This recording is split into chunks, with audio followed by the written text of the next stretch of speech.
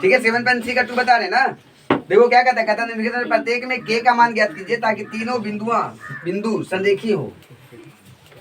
याद रखिएगा अगर त्रिभुज में दिया हुआ रहे कि तीनों बिंदुएं अगर संरेखीय हो तो कहेंगे कि उसका क्षेत्रफल 0 होता है। कोई प्रॉब्लम है? तो यहाँ जो 3 बिंदु है क्या कह दिया, देख पहले लिख लेते हैं।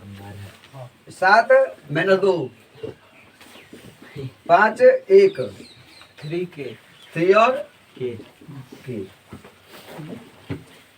हमको k का मान ज्ञात करना है।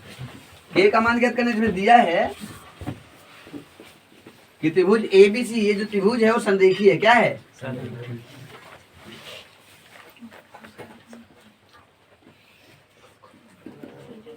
और अभी हम बताए कि अगर त्रिभुज का तीनों बिंदु संरेखीय हो जाता है तो उसका जो क्षेत्रफल हम निकालते हैं वो क्षेत्रफल कितना आता है?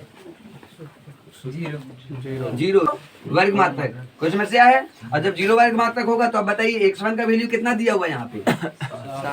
y1 x2 5 और y2 1 ना, x3 y3 कि आपको यही k का मान ज्ञात करना है। k बराबर होगा क्या?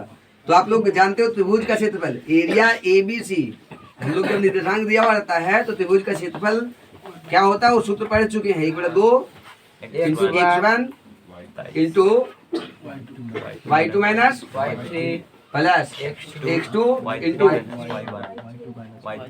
y3 minus plus x3 y1 minus y2। ये सूत्र होता है त्रिभुज का क्षेत्रफल का।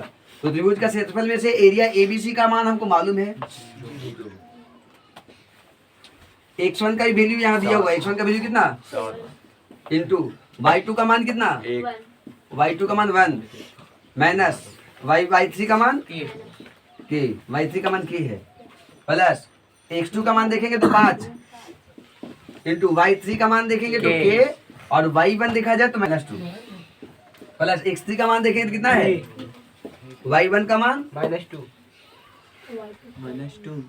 माइनस y2 का मान 1।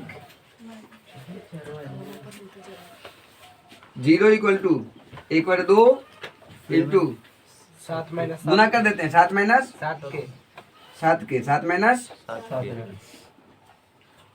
5 माइनस प्लस हो गया ना, तो इसको गुना करते हैं 5 के और प्लस 2 है ये प्लस 10 -3 हो गया। ये -3 है ना, -3 गुने 3 -9।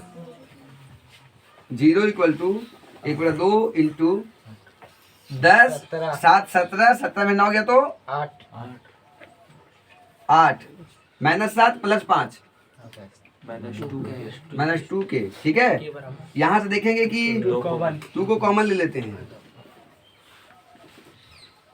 4 माइनस के, तो क्या बचा आपका? देखोगे कि 4 माइनस के बराबर 0 माइनस के इक्वल टू -4। यहाँ से कुल मिलाकर के का मान जो आएगा वो 4 आएगा। कोई दिक्कत है?